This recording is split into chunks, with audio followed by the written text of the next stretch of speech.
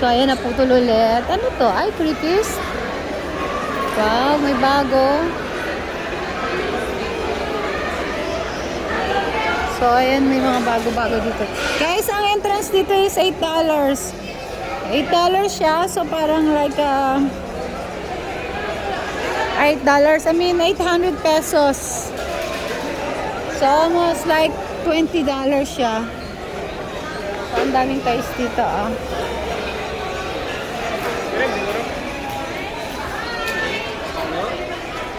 Wow, buko blend. Buko blend, buko shake. Pure buko juice. Ano ka? Hi, ma'am. Selfish, ma'am. Ito. Pagdating ko kayo, So, ito yung parang mga milk plastic.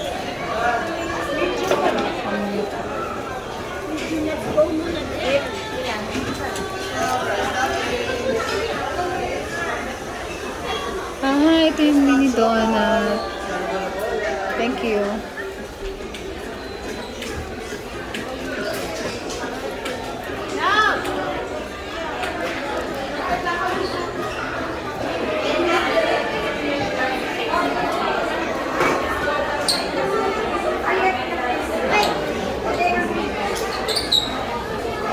May potato corner. Ang haba ng pila ng potato corner. So, hindi tayo magiging fan dyan.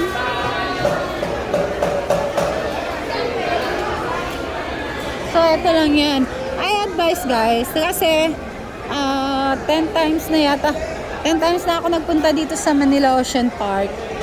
Dati ano pa lang to ang entrance dati is 350 pesos yung entrance.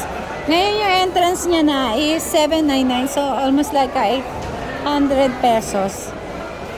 So, parang wala rin naman pinagbago. Ganun din yung mga pagkain.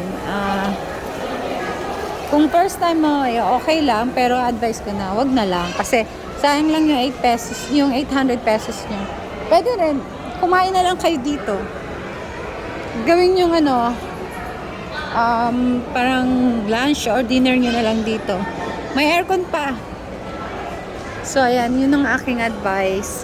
Sayang yung 800 pesos nyo din. Pero ang ganda ng hotel nila. Yeah, first time kong